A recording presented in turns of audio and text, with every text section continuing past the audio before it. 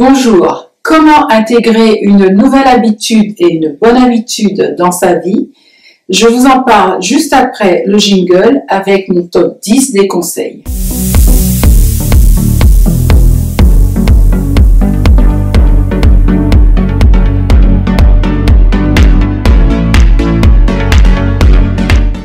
Il s'agit d'une toute nouvelle rubrique que j'ai intégrée à ma chaîne et que j'ai intitulée « La discipline personnelle de Sois une voix, pas un écho, be yourself ». Ce que je souhaite, c'est être très pratique et ne pas m'étendre en longueur superflue.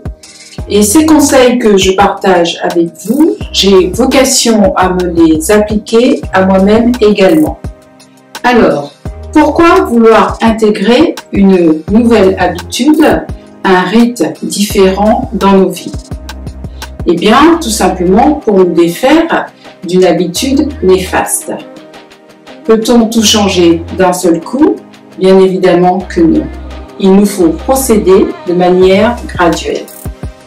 Je pars du principe que vous avez identifié l'habitude que vous voulez éliminer et celle que vous voulez instaurer. Mon premier conseil est celui-ci. Être ancré dans la réalité. Parce qu'il ne faut pas croire que vous y arriverez d'un claquement de doigts. Et donc, cela rejoint ce que je disais précédemment, c'est-à-dire qu'il faut procéder graduellement par étapes et qu'il faut se fixer des petits buts atteignables. Par ailleurs, s'il est nécessaire d'être bienveillant envers soi, bienveillance ne signifie pas complaisance. Car lorsque l'on souhaite atteindre un but, lorsque l'on souhaite remplacer une habitude négative par une meilleure, eh bien cela nécessite forcément des efforts et donc une certaine part de souffrance dont il faut avoir conscience dès le début. Deuxième conseil, notez les aspects positifs que cette nouvelle habitude apportera dans votre vie et les aspects négatifs de son absence dans votre quotidien. En 3, eh bien, notez les raisons qui pourraient vous empêcher de mettre en place votre habitude, qui pourraient constituer un frein. Alors, pour être plus précise, si je prends un exemple, disons que vous décidiez à pratiquer le sport le matin, eh bien, un frein pourrait être le fait de ne pas parvenir à vous réveiller, ne pas être motivé, vous sentir fatigué. Donc, l'important vraiment de noter toutes ces causes qui pourraient vous barrer la route. Maintenant que vous avez identifié les freins possibles à la mise en place de votre habitude, l'astuce, c'est de pouvoir les contourner. Et donc, vous devez réfléchir à une stratégie pour pouvoir les dépasser et pour pouvoir vous adapter. Le conseil numéro 5 peut paraître simple, mais en fait, il s'agit de vous mettre un rappel afin d'ancrer votre habitude dans le temps.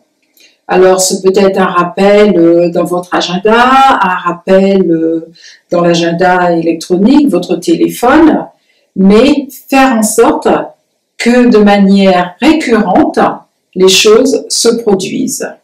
Conseil numéro 6, le soir, avant de vous coucher, pensez à noter dans votre agenda, votre carnet, si vous avez effectué l'habitude que vous essayez d'acquérir. Et ne vous jugez pas, notez simplement le fait. Le conseil numéro 7, c'est qu'en cas d'échec, ne faites pas preuve de dureté envers vous, mais soyez créatif pour contourner l'échec.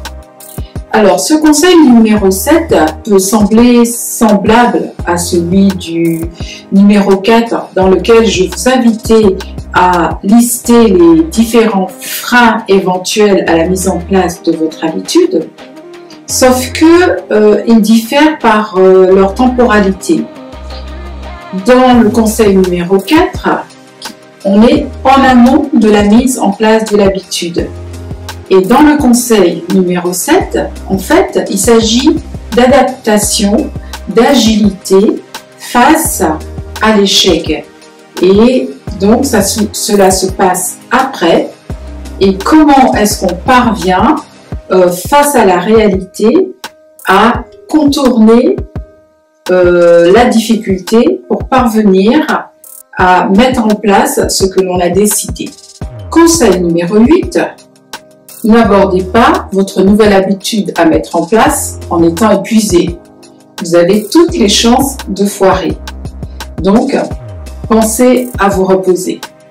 Conseil numéro 9, pour suivre votre progression sur le long terme, pensez à faire des bilans hebdomadaires chaque semaine et notez vos progrès sur papier. Conseil numéro 10, vient le temps de la récompense. Donc, récompensez-vous chaque semaine de vos progrès, mais pas tous les jours, afin de développer chez vous la persévérance et la patience. J'espère que ces conseils vous seront très utiles pour la mise en place de nouvelles habitudes. Si vous le souhaitez, indiquez-moi dans les commentaires l'habitude que vous envisagez d'acquérir. Je vous réponds à coup sûr. Et je vous invite bien sûr à vous abonner à ma chaîne si ce n'est pas encore le cas, et à liker et à partager. Je vous souhaite le meilleur et je vous dis à bientôt.